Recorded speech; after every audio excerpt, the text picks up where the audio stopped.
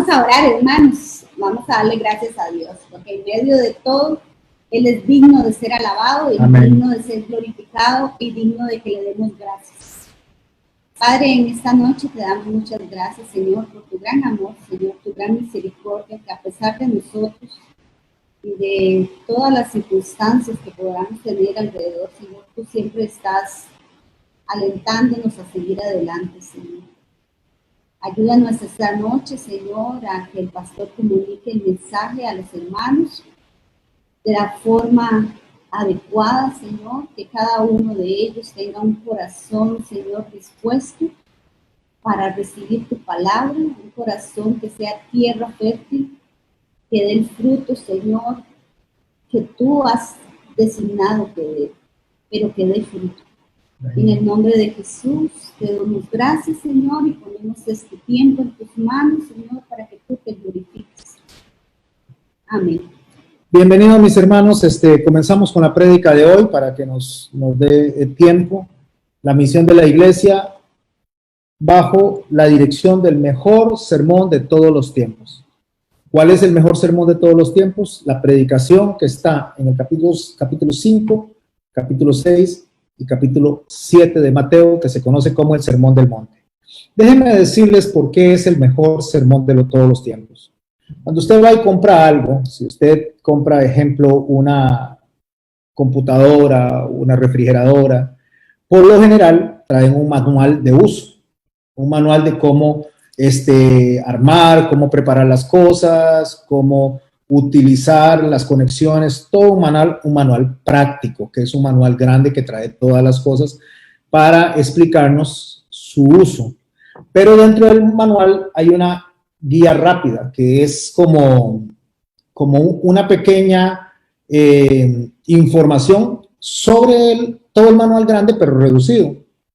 Bueno, la Biblia es un libro de formación para nosotros, es un libro que Dios nos dejó, que es toda la Biblia en sí, que se compone de varios libros, cada uno en su tiempo y cada uno según su autor, y dentro de toda la Biblia está lo que yo le llamo el manual rápido. El manual rápido es como agarrar toda la Biblia y concentrarla y meterla dentro de 3 capítulos, que sería capítulo 5, capítulo 6 y capítulo 7 de Mateo. Ahí está el Sermón del Monte y ese es el mejor sermón de todos los tiempos, el mejor sermón jamás dado. De ahí es donde sale prácticamente casi que toda la teología de Jesús, toda la doctrina de Jesús. De esos 3 capítulos se desarrolla en toda la Biblia, pero ahí es donde está centrado eso. Para hablar de lo que es el tema que nos compete hoy, que es la misión de la iglesia, lo voy a hacer desde el libro de Mateo, desde el capítulo 28, donde está lo que se conoce como la Gran Comisión. Esto lo dice Jesús después de haber resucitado, ya pasa por la cruz, él resucita y se da un diálogo entre Jesús y los discípulos, donde él empieza a manifestar su dominio y su autoridad. ¿Qué autoridad? La autoridad es suprema, es universal y es cósmica. ¿Cómo lo dice él? En Mateo 28, 18 al 20, él lo dice así: toda potestad me es dada en el cielo y en la tierra. Ahí está hablando de algo supremo, universal y cósmico. Eso lo dice él después de que ha resucitado. El concepto que tenían los israelitas del Mesías era un concepto bastante limitado, porque ellos veían al Mesías viniendo a gobernar en Israel y defendiéndolos y poniendo a Israel por encima de las naciones, pero con algo meramente en lo que es el escenario terrestre. Ahí era donde lo veían. Pero el alcance del reinado de nuestro Señor Jesucristo, su señorío supremo, no tenía ese límite ni tiene límites. Ni tampoco la cruz era el fin, sino que la cruz y su cita en la cruz para ser muerto a través de su sacrificio en manos de los romanos no era el fin, sino el principio, el punto de partida. Por lo tanto, ver al Señor Jesucristo solamente dentro de lo que es su vida, dentro de lo que fue su muerte, sería verlo completamente limitado. Por eso es que Él nos dice a nosotros que Él tiene toda potestad, la cual es dominio supremo, autoridad suprema, universal y cósmica, que es lo que yo digo, pero es a partir de la resurrección. Por eso es que Pablo nos dice a nosotros que si Jesús no hubiera resucitado, vana sería nuestra fe, porque ahí es donde es el punto de partida para nosotros y el punto de partida para toda la creación, para poder ver la restauración de todas las cosas. ¿Qué es lo que significa tener dominio absoluto? Tener dominio absoluto, desde la óptica de lo que nuestro Señor Jesús nos está enseñando, es tener una autoridad suprema, incuestionable. Por lo tanto, el mensaje de Jesús es supremo e incuestionable. Es la persona correcta para enseñar y para dar la enseñanza correcta. No solo la persona correcta, sino la enseñanza correcta. Cuando Él dice que tiene toda potestad, Él lo que nos está diciendo es que tiene la posición, tiene el lugar de honor, tiene la gloria y tiene el poder.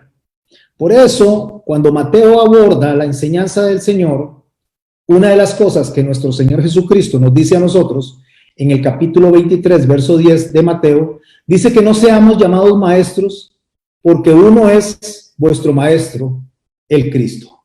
Ahora, tengamos mucho cuidado con eso, porque no significa que no enseñemos, no significa que no nos preparemos, no significa que no seamos formados, sino básicamente lo que Él está diciendo es que la autoridad suprema, la autoridad competente e irrefutable es la autoridad que viene de Él y la enseñanza que viene de Él. Nosotros tenemos que entender acerca de Él lo que es una autoridad, porque eso es lo que se le dio a Él, potestad. ¿Qué se le está dando? Se le está dando autoridad para decirnos a nosotros cómo nosotros tenemos que vivir, cómo tenemos que conducirnos para que agrademos al Padre. Esa es la autoridad incuestionable que Él tiene. Por eso Él dice, toda potestad, toda autoridad, o sea, me ha sido dada en los cielos y en la tierra. Esta palabra potestad que aparece en el escenario de la Gran Comisión, en griego es exousia. Esa, toda potestad es exousia. Y deseo que le pongamos atención a eso, porque eso es una autoridad por derecho. Es muy diferente a la palabra de autoridad venida del griego que es exesti, porque la palabra exesti es autoridad por capacidad. Voy a explicar esto para poderlo tener bastante claro. De ahí que usted y yo, recordando la enseñanza de la semana pasada, no podemos vivir a nuestra manera, no podemos vivir como nos da la gana. Tenemos que vivir de acuerdo a lo que Dios establece a través de las enseñanzas de nuestro Señor Jesucristo, que tiene la autoridad, que tiene la potestad, exousia, por derecho. ¿Cuál es la diferencia entre una autoridad y la otra? Entre la que es por derecho y la que es por capacidad. Voy a explicar algunos términos en cuanto a la autoridad para que podamos ver la diferencia entre la potestad, la autoridad que tiene nuestro Señor Jesucristo y las diferentes autoridades que podríamos encontrar nosotros en nuestro entorno. Para aprender un poquito más de autoridad, podemos hablar básicamente de la autoridad tradicional. Esta es una autoridad que se hereda, que se puede delegar. Cuando una autoridad se delega o se hereda, esa tiene que ver con los reyes, tiene que ver muchas veces en una empresa, cuando el padre es el dueño de la empresa y se retira o se muere y se lo deja a su hijo, pero no necesariamente la persona que recibe esa autoridad es digno de esa autoridad. O sea, la autoridad por tradición, la autoridad por delegarse, no necesariamente hace digna a la persona o la persona es digna de esa autoridad. Después viene otra autoridad que se conoce como la autoridad carismática. Esta autoridad carismática se basa en la admiración, se basa en el respeto, se basa en cómo las personas subordinadas ven al líder, les agrada, lo respetan, lo ven una persona que tiene facilidad, lo quieren. Es básicamente una autoridad alrededor de su personalidad. Así que esta autoridad carismática es una autoridad que mucha gente la tiene porque los demás la reconocen y por lo que los demás lo siguen y reconocen que esa persona puede liderarlos. Pero tampoco esa autoridad necesariamente hace digna a la persona. Déjenme ir explicando para que al final veamos qué es ser digno de autoridad o qué es ser una persona que tiene una autoridad por derecho o una autoridad exousia. Lo que pasa es que una persona en la autoridad tradicional puede dirigir algo que le dejó su padre, su abuelo, o puede ser un rey que se lo dejó, pero esta persona no se conduce tal vez bien o no necesariamente tiene la capacidad para conducirse. Simplemente se lo dieron porque su papá o el rey o cualquier otra persona que está sobre él le dejó eso. De la misma manera, la parte carismática. Puede ser una persona muy carismática, muy agradable, puede ser una persona con un léxico y con una forma de comunicarse excelente. Y entonces esta autoridad tampoco bajo ninguna circunstancia significa que se es digno simplemente porque es carismático, porque la persona viene y le es agradable a las demás personas. Eso no le hace digno de autoridad. Después viene lo que es la autoridad racional. ¿Cuál es la autoridad racional? Es la que se basa en reglas, la que se basa en sistema de leyes, la que se basa en la legalidad, en reglamentos, en principios. ¿Qué es eso? Es una autoridad como la que genera la Asamblea Legislativa, como la autoridad que generan, digamos, las diferentes regulaciones en cada país, los congresos. Esos ponen a personas al frente, al mando, pero eso no los hace dignos tampoco, ni necesariamente son dignos de llevar esa autoridad. De ahí tanta corrupción, de ahí tantas cosas erradas que se hacen alrededor de los ministerios establecidos por hombres, porque esto no necesariamente hace digna a la persona, ni la persona es digna de esa autoridad. Después viene lo que se conoce como la autoridad formal. ¿Qué es una autoridad formal? La autoridad formal es la que está directamente asociada justamente con las cadenas de mando. O sea, es algo que está dentro de organizaciones. Eso es una autoridad formal. Una organización se establece, abre sucursales y en cada sucursal pone dentro de la organización personas para que administren eso. Eso tampoco le hace digno, ni es ni la persona o los grupos de personas necesariamente reciben la autoridad por dignidad, porque son simple y sencillamente, alguien los puso tal vez porque tuvieron los atestados, mas no necesariamente la dignidad. Después viene la autoridad operativa. ¿Cuál es la autoridad operativa? Es la que se hace porque la persona tiene una facultad de accionar. ¿Como quién? Como un doctor. El doctor tiene autoridad por la capacidad, por lo que conoce en el área de la medicina. El ingeniero eléctrico tiene capacidad en esa área por lo que conoce. Eso le hace una autoridad operativa, pero no necesariamente ni es digno de eso, ni se le dio por dignidad. Ahora, ¿qué es dignidad? Por todo lo que vengo yo mencionando aquí, alrededor de estas explicaciones. Bueno, para eso es que vamos a sentar esta base para poder explicar lo que Jesús es, lo que Jesús hace y lo que Jesús por derecho tiene. ¿Qué es derecho? Mérito. ¿Qué es una autoridad por derecho? O una autoridad, como les decía en la palabra exousia, que es lo que el Señor está diciendo, toda potestad, toda exousia me ha sido dada. Eso se da por la acción o conducta que hizo una persona que le hace digno de tener un premio de alabanza, ser alabado por lo que hace. Eso es lo que le hace a la persona digno de tener la autoridad. Todas las otras autoridades podrían ser corruptas, todas las otras autoridades podrían no tener los atestados, todas las otras autoridades podrían ser autoridades que fueron impuestas por la fuerza, pero en este caso de la autoridad por derecho significa que la persona por sus acciones, por su conducta, merece, y pongo merece en mayúscula, merece ser premiado con alabanza. ¿Por qué? Porque la dignidad, que es lo que va dentro de la autoridad por derecho, por mérito, no depende de la importancia de lo que los demás le otorguen. O sea, no depende de lo que los demás acepten, hagan, no depende de las circunstancias. La dignidad es un valor moral que no se puede negociar bajo ningún sentido. Voy a explicar un poquito más porque solamente estoy poniendo el fundamento para la enseñanza de hoy de por qué la iglesia hoy no está cumpliendo la misión a la cual se le designó. ¿Cuál es la misión de la iglesia? Entonces, para entender la misión de la iglesia tiene una autoridad delegada, las personas pueden estar predicando, las personas pueden estar enseñando, las personas pueden estar evangelizando y no necesariamente lo están haciendo ni dignamente, ni necesariamente lo están haciendo correctamente. Pero quien sí es digno, quien por mérito propio se ganó esa autoridad, la cual manda a los discípulos a dar, la cual manda a sus discípulos a enseñar, viene de Dios y es dada por Dios.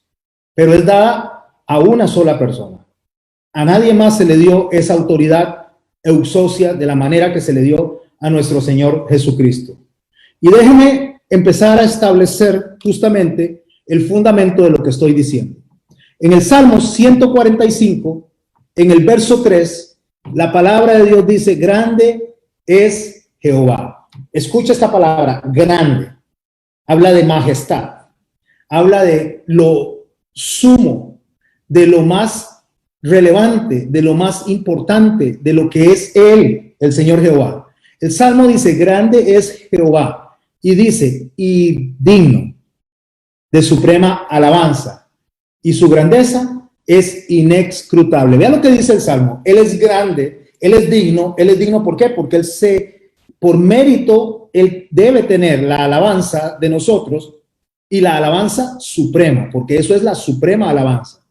¿Por qué? Porque su grandeza es inescrutable, o sea, no se puede hacer escrutinio de su grandeza, no se le puede a Él sacar absolutamente nada, porque no hay quien le señale a Él absolutamente nada. Busque cualquier autoridad que no sea Dios y usted va a encontrarle defectos y errores a cualquier autoridad que no sea Dios mismo. Y no estoy diciendo que no se respeten a las autoridades, estoy diciendo que no haya una autoridad. Si no es Dios, no hay una autoridad perfecta que no se equivoque. Así que la iglesia que tiene la autoridad para enseñar no necesariamente lo hace de manera perfecta, porque está compuesta de seres humanos que le han sido delegadas la autoridad de parte de nuestro Señor, y muchas veces las cosas que hace el ser humano alrededor de lo que Dios le manda no es como Dios se lo manda. Y eso es lo que vamos a abordar durante esta noche. Voy a hacer un poquito más de base, voy a darles un poquito más de material y podemos ir a Apocalipsis en el capítulo 5, en el verso 2. Escuchen lo que dice para poder ir estableciendo lo que es la dignidad y lo que es la exousia, lo que es que el Señor tiene toda potestad, o sea que Él es digno de eso. Dice Apocalipsis capítulo 5, verso 2. Y vi a un ángel fuerte que pregonaba a gran voz. Eso es al fin de los tiempos. Ya ahí lo que se está haciendo es el juicio sobre las naciones. Ya ahí lo que se está dando es el final de la humanidad para que inicie el reinado eterno de nuestro Señor Jesucristo. Y vi a un ángel fuerte que pregonaba a gran voz y preguntaba esto: ¿quién es digno? Ahí está la palabra, exousia. ¿Quién es digno de abrir el libro y desatar los sellos? O sea, ¿quién es digno? ¿Quién tiene esa potestad de abrir los sellos? Y el verso 3 de capítulo 5 de Apocalipsis dice, y ninguno. Ahí es donde yo le digo que no hay nadie que no sea Él. Y ninguno. ¿En dónde? Ni en el cielo, ni en la tierra, ni debajo de la tierra podía abrir el libro, ni aún mirarlo, ni siquiera mirarlo.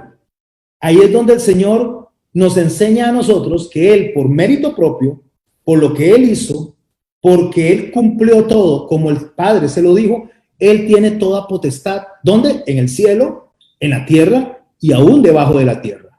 Entonces Juan dice, yo lloraba mucho, dice, porque no se había hallado a ninguno digno, por favor, a ninguno digno, socia, de abrir el libro, ni de leerlo, ni de mirarlo. Y uno de los ancianos me dijo, no llores. Y ahora vea quién tiene la autoridad, quién es digno y quién por derecho puede reclamar la alabanza que le pertenece a él y a nadie más. He aquí el león de la tribu de Judá, la raíz de David ha vencido para abrir el libro y desatar sus 7 sellos. Por eso, alrededor de esto que estoy hablando, alrededor de lo que es la dignidad de nuestro Señor Jesucristo, él hizo esa declaración allá en Mateo capítulo 28, en los versos 18 y 19, y él dijo: toda potestad, toda exousia, toda potestad, o sea, toda autoridad, toda exousia, me ha sido dada en el cielo y en la tierra. Y concluye, y ahí es donde empezamos a ver la función que le toca hacer a la iglesia. Él concluye, por tanto, por esa razón, porque soy el que es digno, porque soy el único que cumplió y era el único que podía cumplir con la justicia de Dios, satisfacer la demanda de justicia de Dios. Por tanto, verso 19, por esa razón, entonces dice: id y haced discípulos a todas las naciones. Debido a que el Señor Jesucristo tiene esa potestad, él puede mandar a sus discípulos a hacer esa función. ¿A qué? A hacer más discípulos a las naciones. ¿Cómo? Bautizándolos en el nombre del Padre y del Hijo y del Espíritu Santo. ¿Cuál es la tarea que tienen que hacer? ¿Cuál es la misión que tienen que hacer? Enseñándoles que guarden todas las cosas que os he mandado. Ahí está la misión, ahí está la tarea, bajo la autoridad suprema que lo está mandando. Ese es el resultado de lo que debe darse de acuerdo a lo que el Señor nos demanda. La garantía para poder hacer eso, después de que nos dice que enseñemos las cosas que nos ha mandado, dice: porque yo estoy con vosotros todos los días hasta el fin del mundo. Por lo tanto, nosotros tenemos un mandato, tenemos una demanda y tenemos un respaldo, que es él. Pensemos en el mandamiento: hacer discípulos. Él no dice: vaya y salven gente. Ese es un error que la iglesia está haciendo. Él salva a la gente y la iglesia discipula a las personas para que se integren a la iglesia y sean parte de la iglesia en cuanto a conocimiento, en cuanto a formación de quién es el Padre y quién es el Hijo, a lo que el Señor le llama vida eterna. El Señor dice: esta es la vida eterna, que conozcan al Padre y que conozcan al Hijo. Pero la salvación no la tiene el ser humano, la salvación no la tiene usted y no la tengo yo. La salvación es de Jehová, dice la palabra de Dios. Es solamente el que tiene la autoridad, la potestad de salvar. Y una vez que él hace eso, nos manda a hacer una misión. ¿Cuál? Hacer discípulos y bautizarlos. Vea qué importante. El orden: primero se hace el discípulo y después se bautiza. Hay gente que hace el bautismo primero y después todo lo demás, sin que la persona ni siquiera tenga conocimiento, ni siquiera de que en ese momento está funcionando en la tierra, porque tal vez son criaturas muy pequeñitas que ni siquiera tienen idea de lo que está en ese momento pasando en su estado de vida en lo que es la tierra. Por lo tanto, primero se hace discípulo. El discípulo necesita tener conocimiento, necesita aprender y después se bautiza. Ese es el orden: hacer discípulos y bautizarles. No es al revés. ¿A quiénes? A personas en todas las naciones. Eso es importante porque el judaísmo de la época, ellos pensaban que los que estaban dentro del reino eran solo los judíos, y aquí el Señor está dando un mandato donde incluye a todas las naciones, o sea, personas de toda la tierra, de todo el planeta. ¿Cuál es el mandamiento? El mandamiento es muy concreto: enseñar. Por favor, guarde eso, anótelo. Enseñar. ¿Qué es lo que enseñar? Lo que él mandó, las cosas que él mandó. Enseñar y guardar lo que él nos mandó, con la garantía de que él va a estar con nosotros. ¿Cómo yo voy a enseñar algo si es el mandamiento, si no lo conozco? ¿Cómo voy a enseñar algo si no me discipulo y no me preparo para enseñarle a otros, para que esta cadena, donde yo discipulo a uno y este discipula al otro y el otro discipula al otro, se dé por siempre hasta el fin del mundo?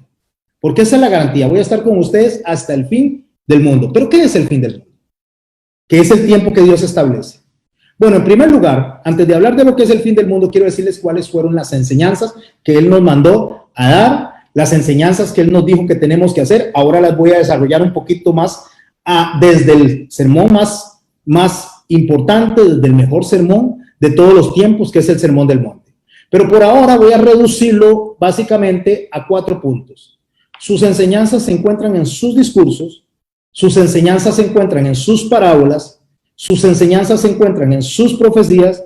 ¿Y qué nos enseña? Conducta, santificación, ¿en dónde? En el mundo. Y él dice que debemos de hacer discípulos y que él va a estar con nosotros hasta el fin del mundo. ¿Pero qué es el fin del mundo? O sea, ¿cuál es la referencia que él nos está enseñando que es el fin del mundo? En primer lugar, para yo entender eso, debo entender que es el mundo desde el contexto que se está enseñando. No está hablando de la pelota, donde vivimos nosotros, en el planeta donde vivimos nosotros, sino está hablando de un sistema justamente que tiene que caer, que gobierna esta tierra y que gobierna a las personas que habitan en esta tierra.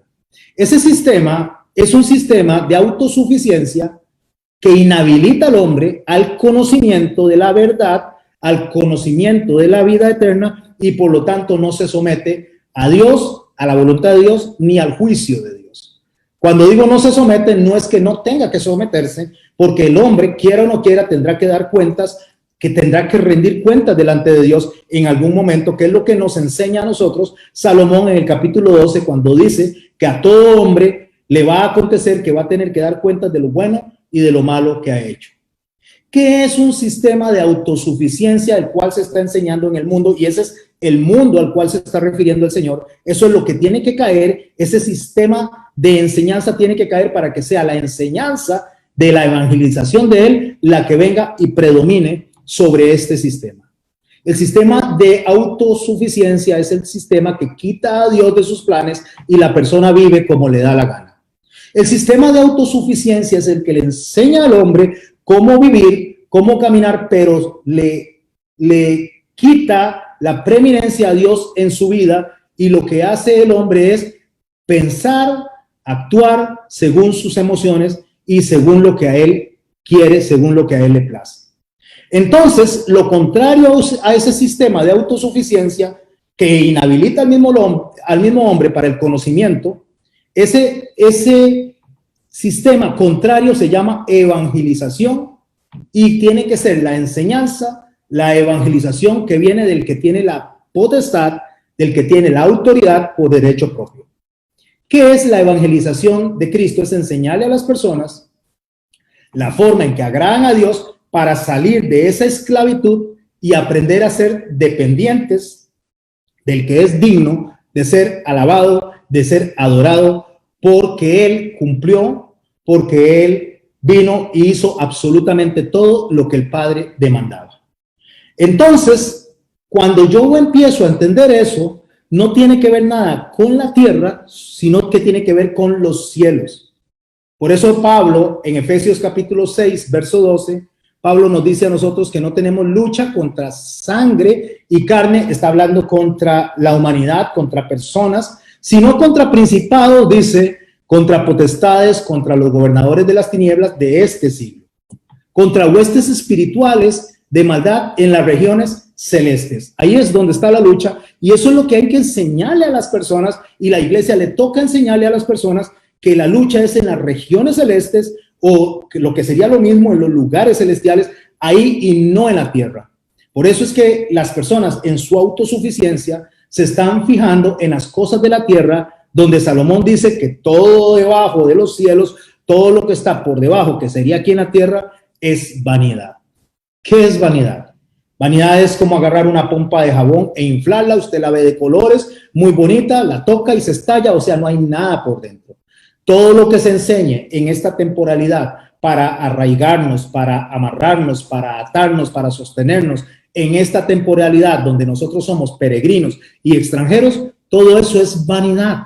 Nosotros tenemos que tener una enseñanza, y como iglesia tenemos que dar una enseñanza para que la gente ponga los ojos justamente en los cielos, en los lugares celestiales, y es ahí donde se está dando justamente la batalla.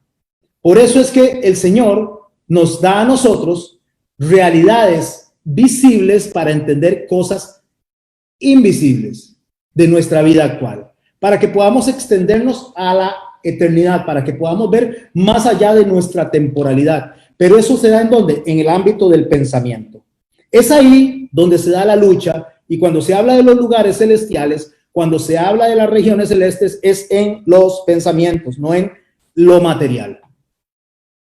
El Señor lo dice de una manera extraordinaria porque el Señor es el predicador, el Señor es el maestro, el Señor es el Señor. Nosotros solamente hacemos y repetimos lo que Él dice, y espero que estemos repitiendo las cosas de la manera correcta. El Señor dice de esta manera, y lo dice en Marcos capítulo 7, versos 21 al 23. Porque de dentro del corazón de los hombres salen los malos pensamientos. Ahí está la lucha. No es en el exterior se ve lo que inicia en el pensamiento. Que hay ahí fornicaciones, robos, homicidios, adulterios, avaricias, maldades, engaños, sensualidad, envidia, calumnia, orgullo e insensatez.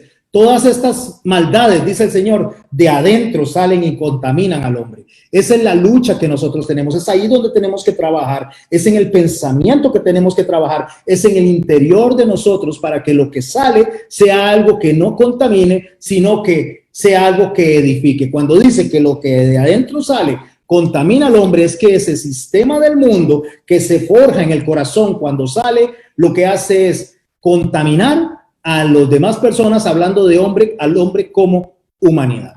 Eso es lo que contamina, lo que está adentro. Por eso tenemos que cambiar lo que está en nuestra mente y tenemos que cambiar lo que está en nuestro corazón para que nuestras circunstancias cambien. De ahí el Señor dice, oísteis que fue dicho, no matarás. Porque eso es exterior, eso es visible, eso es algo de la acción ya completada. Mas yo os digo que cuando se enojan con su hermano, ya entonces lo mataron en su corazón. ¿Por qué? Porque cuando algo comienza en la mente, termina en la acción. Lo que el Señor está enseñando es que nosotros terminamos consumando lo que sale de nuestra mente y lo que sale de nuestro corazón en lo que se conoce como la región celeste o el lugar celestial. ¿Por qué el lugar celestial? Porque es donde está lo intangible, donde está lo invisible, que es donde nuestro espíritu se mueve, y ahí es donde las huestes es donde batallan y nos atacan. Ahora la pregunta es, entonces, ¿qué es lo que debemos enseñar los creyentes que vivimos en este mundo, en este sistema en el cual nosotros tenemos que enseñarle a la gente a salir de ahí, no por nuestra capacidad, no por nuestra fuerza, sino gracias al que es digno de suprema alabanza, al que es digno de enseñarnos a nosotros y de guiarnos a nosotros? ¿Cuál es la manera de vivir en que usted y yo podamos ganar esta batalla? ¿Cuál es la realidad invisible que se manifiesta en esta dimensión material, pero que realmente el predicador Salomón lo entendió cuando él lo dijo justamente en Eclesiastés, cuando dijo vanidad de vanidades, todo es vanidad, dijo él.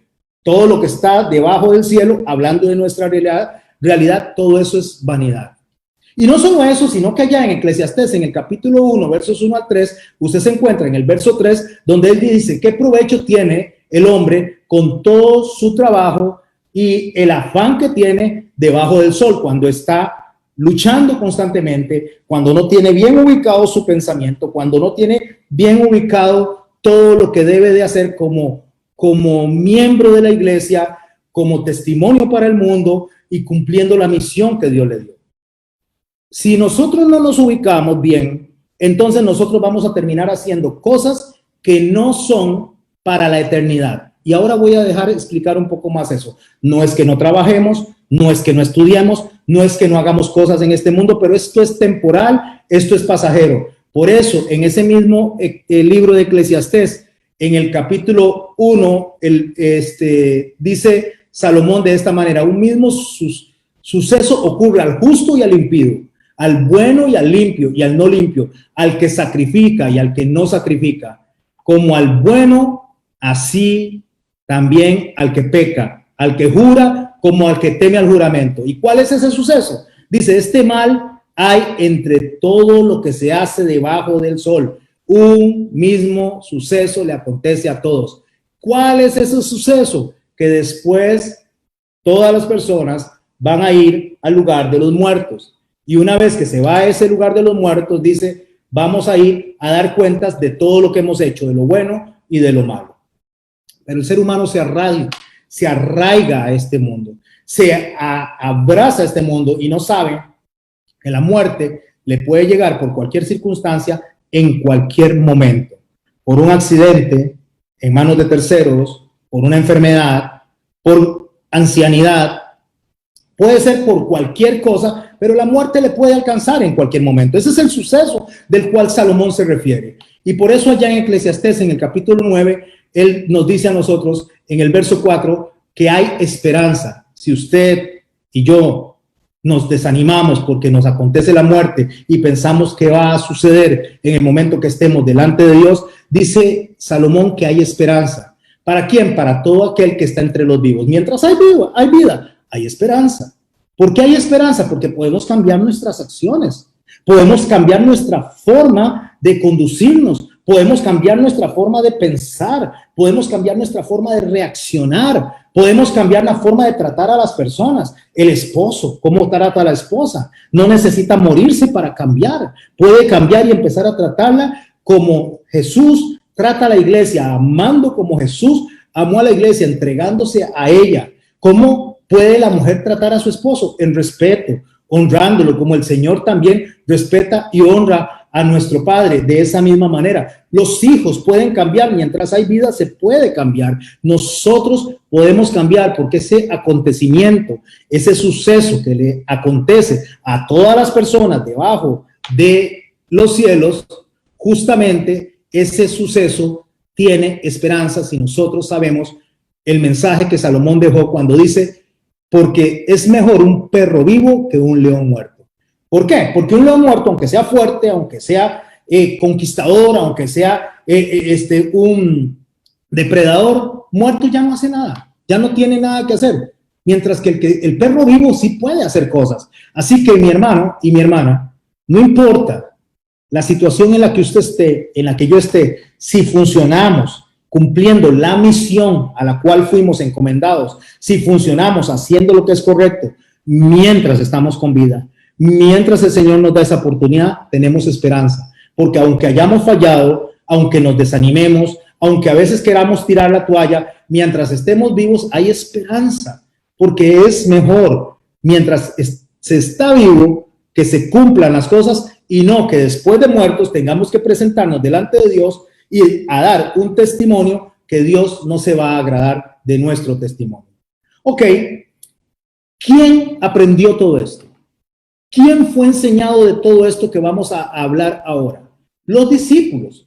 Los discípulos fueron enseñados. Ellos habían aprendido cómo debían enseñar. Por eso él le dijo, toda potestad, toda autoridad me fue dada en los cielos y en la tierra. Y por eso los estoy enviando, porque yo tengo la potestad y yo los estoy mandando y yo los voy a acompañar a ustedes hasta el fin del mundo, hasta que caiga ese sistema, hasta que ese sistema no siga. Nosotros debemos de entender y debemos de aprender que hoy lastimosamente en la mayoría de los lugares se enseña autosuficiencia, independencia de Dios, y muchos lo que están enseñando es la famosa declaración de la confesión positiva. Decláralo y recíbelo. Eso no fue lo que el Señor mandó a enseñar. Eso no le dijo a la iglesia que tenía que enseñar. Él le dijo que le enseñara a las personas lo que él había enseñado. ¿Y qué es lo que él enseñó? Él nos enseñó a nosotros, que nosotros que tenemos que enseñar. Nosotros tenemos que ir a ese manual pequeño, a toda la Biblia, por supuesto, pero hoy vamos a ir a ese manual pequeño para ver cuáles son las bases de lo que la iglesia debería estar enseñando y por qué la iglesia ha fallado en la misión.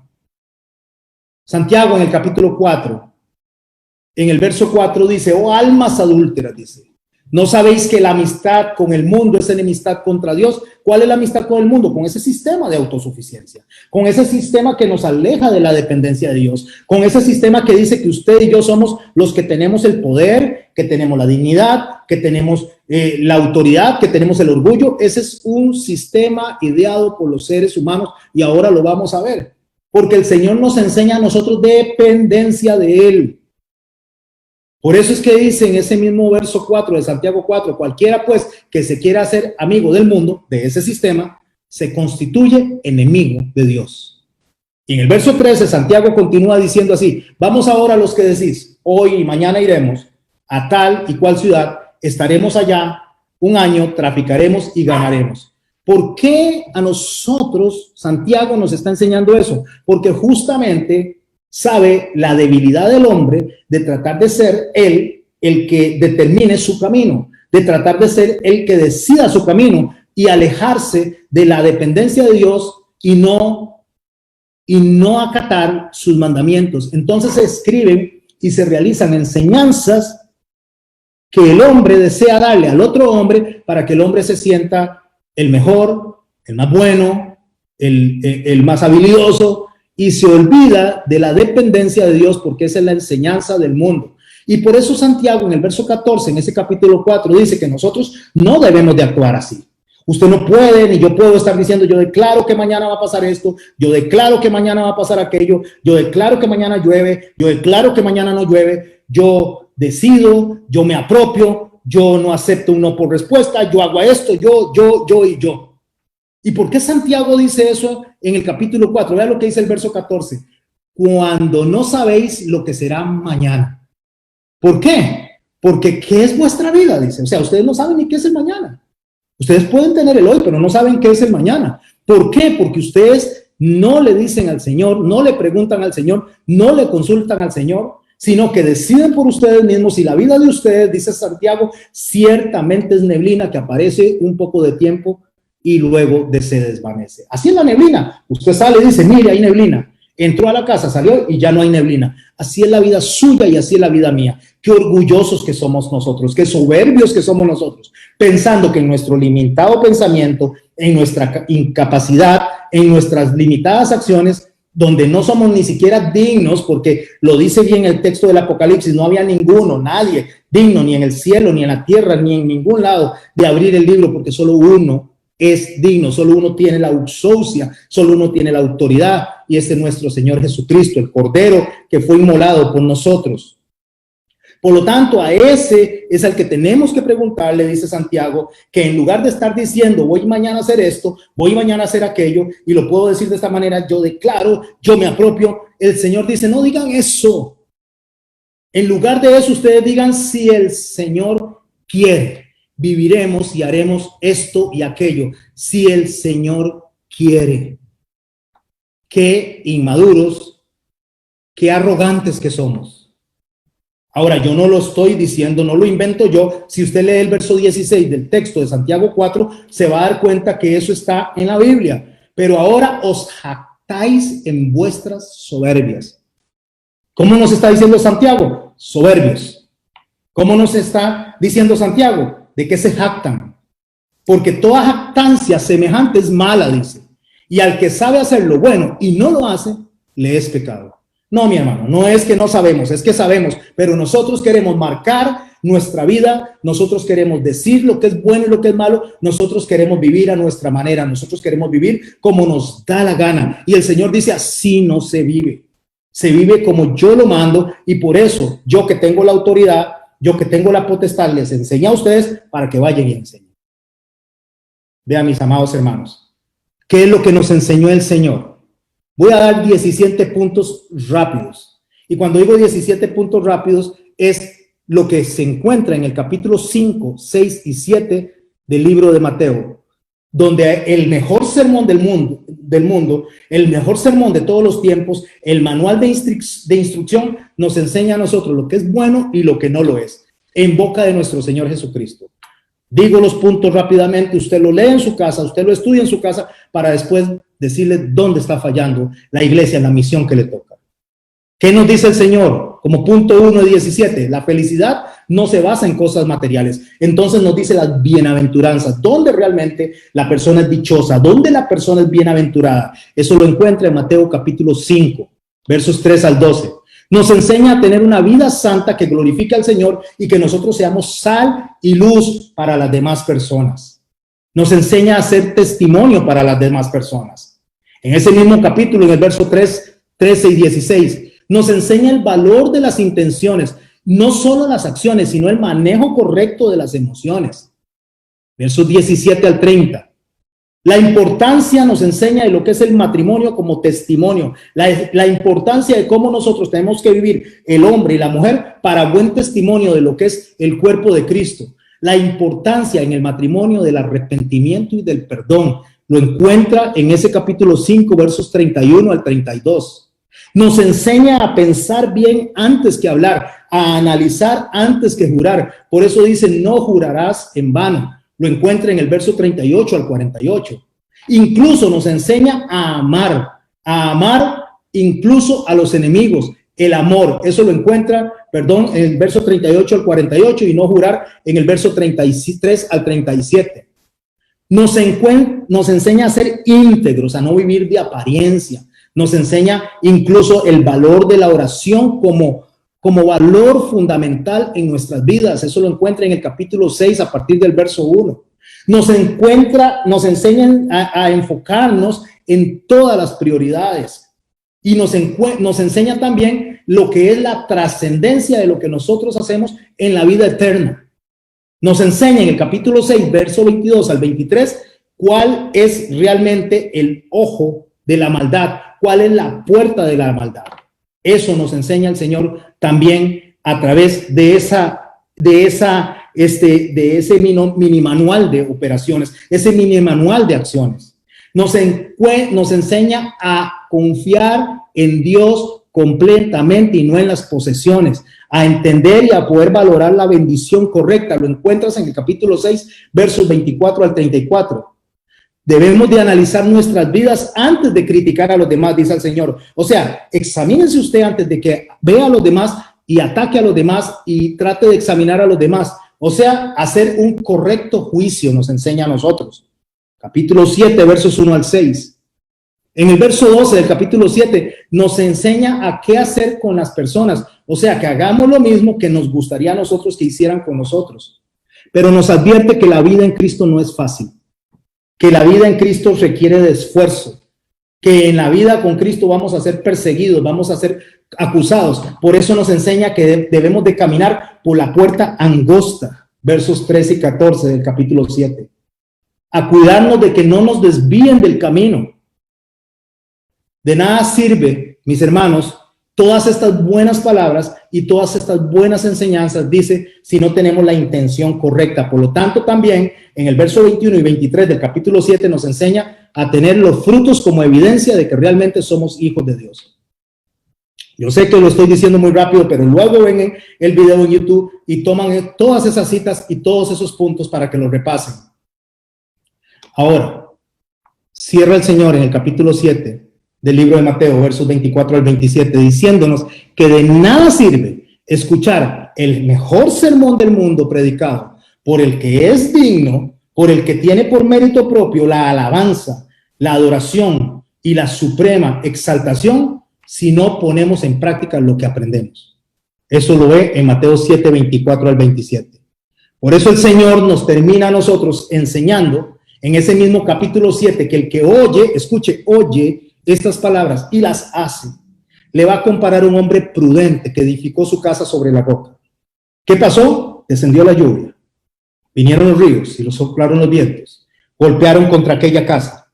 Pero cualquiera, dice el verso 26 del capítulo 7 de Mateo, pero cualquiera que me oye de nuevo estas palabras y no las hace, le compararé a un hombre insensato que edificó su casa sobre la arena. Descendió la lluvia, vinieron los ríos y soplaron los vientos y dieron con ímpetu contra aquella casa y cayó y fue grande su ruina. Repito, este hombre insensato le vinieron los vientos, le golpearon, igual que la otra casa que no cayó. La una cayó y la otra cayó. ¿Cuál fue la diferencia entre la una y la otra? ¿Que no tuvo aflicciones? No. La diferencia es que uno oyó e hizo y el otro oyó y no hizo. Los dos oyeron, solo que uno practicó, respondió a la enseñanza y el otro no respondió. Ahora, para cerrar esta enseñanza, quiero hablarles en 10 puntos básicos en los que la iglesia no está cumpliendo la misión de todos los tiempos. La iglesia está fallando en esa misión y por favor, pueden haber más puntos, pero quiero rescatar estos 10 puntos para que lo analicemos. Hoy en día se ha generado una predicación a base de experiencias personales. Es uno de los fallos, porque el Señor nos enseñó que teníamos que hacerlo a base de la confianza, a base de la fe, a base de ponernos en las manos de Dios. Hoy en día, como segundo punto, cada quien dice recibir una revelación diferente y una interpretación diferente de las Escrituras. O sea que hoy en día la gente está interpretando la Biblia a como le place. Cada quien a su manera presenta los mensajes del Señor. Hoy en día, punto 3, se le da órdenes a Dios con un irrespeto total a su majestad.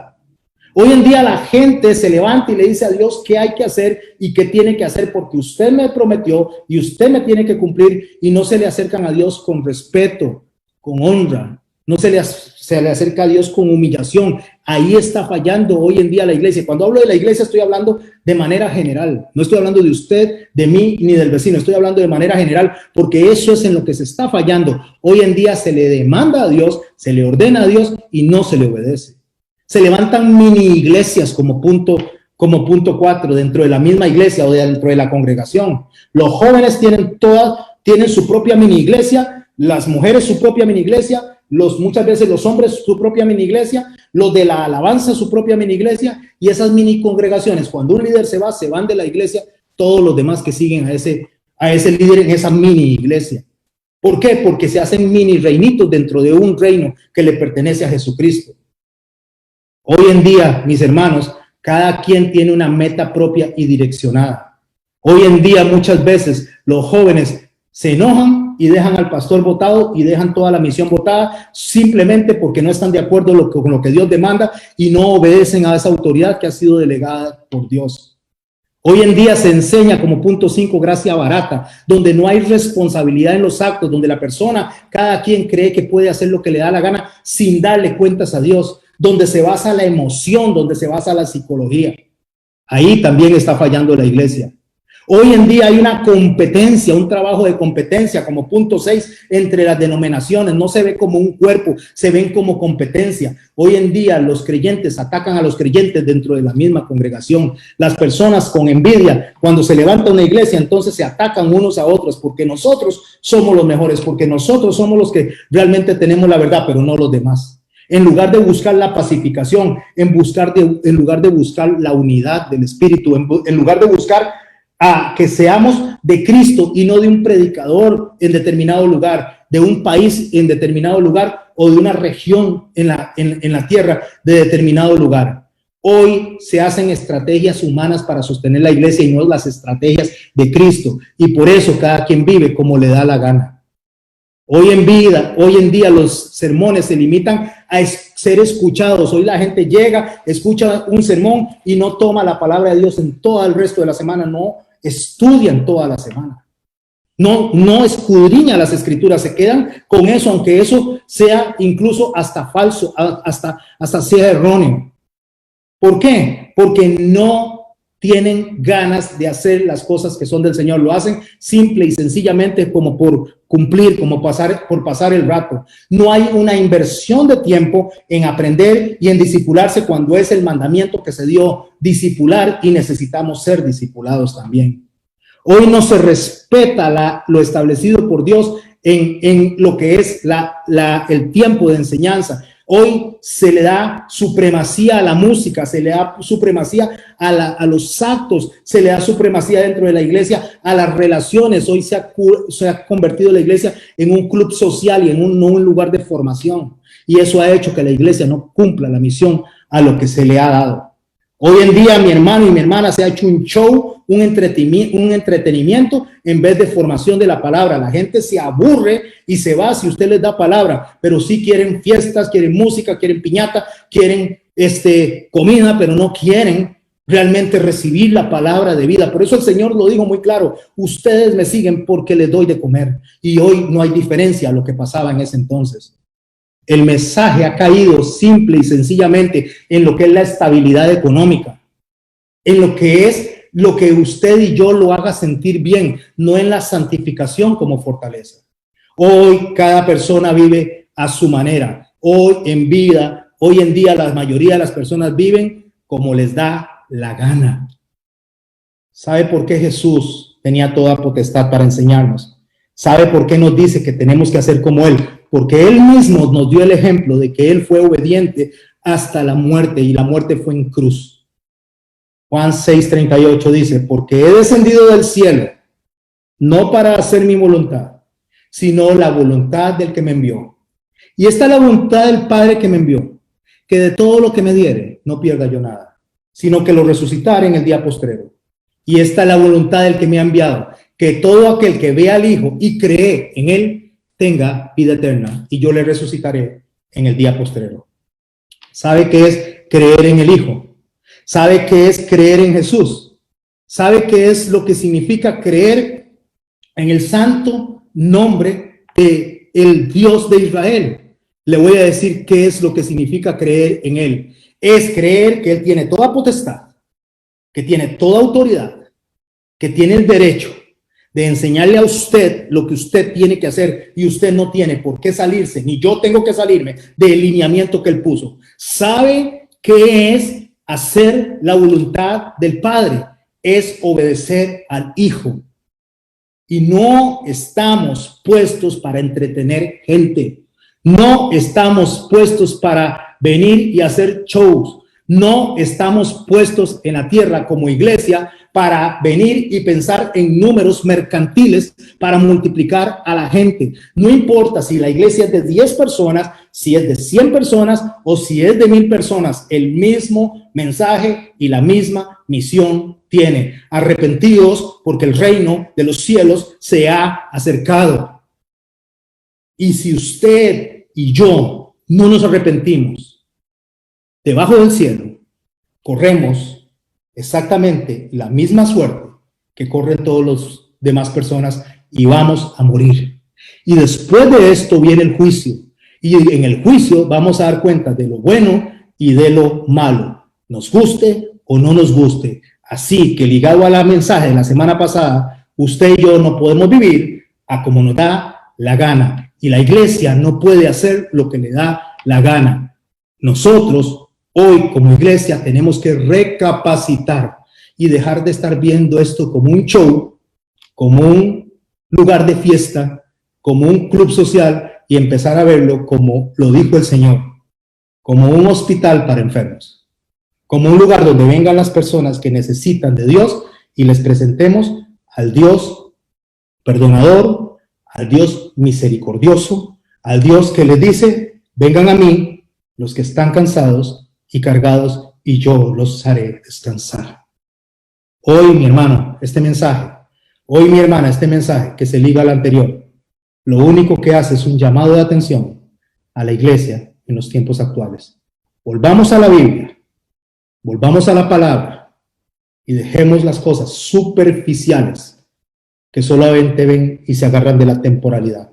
Empecemos a pensar más en el reino de los cielos, en la forma en que nos enseña el libro de Hebreos, puesto los ojos en Cristo, galardonador de la fe, porque Él es el que consumó esa fe, porque Él es el único que tenía la dignidad y es el único que es digno de suprema adoración y alabanza. Espero en el nombre de Jesús que este mensaje, aunque rápido, aunque muy sintetizado, haya llegado a su corazón y lo pueda compartir, y recordarse que si usted está yendo a una congregación, no es a que lo entretengan. Los que van a cantar, si es que van a cantar, no van a entretener ni a que les aplauden. Qué lindo canta, qué bonito canta. Y hay gente que sale y dice, no me gustó la música hoy, no me gustó la adoración, no me gustaron las canciones. ¿Acaso lo están adorando a usted? Están adorando al Dios, al Señor. No me gustó lo que predicó el pastor. ¿Acaso están predicando para que sea usted el que esté de acuerdo o no con la palabra de Dios? Está predicando para que usted y yo entendamos quién es el digno de suprema adoración y de alabanza por toda la eternidad, quién es el Santo de Israel, y nosotros estamos para representar al crucificado, no representarnos a nosotros mismos. Nosotros no estamos porque nos aplaudan. Nosotros estamos para ser luz, para ser sal en medio de las naciones, para enseñar lo que el Señor enseñó en medio de nosotros cuando anduvo caminando. Para eso estamos nosotros. Y por eso es que les llamo y les exhorto y me exhorto a que nos recapacitemos y nos examinemos qué estamos haciendo. ¿Qué estamos haciendo? La gente se aburre por 45 minutos de prédica. La gente se aburre por 1 hora de prédica. Si usted predica más de 1 hora, ya te desconectan, se van o se levantan. Y predicó Jesús días de días. 3 días la gente lo seguía. Y los vio porque no tenían nada que comer. Y los vio con compasión. Porque la gente deseaba escuchar el mensaje. Y hoy en día la gente no quiere escuchar el mensaje. La gente quiere el aplauso, que le digan qué buena sos, que le digan qué carga sos, qué capacidad. Y no que le digan que el Dios bueno, poderoso, santo, se entregó por usted y por mí, que somos totalmente incapaces, que somos como gusanos, y que el Dios Todopoderoso vino a morir por usted y por mí en la cruz del Calvario.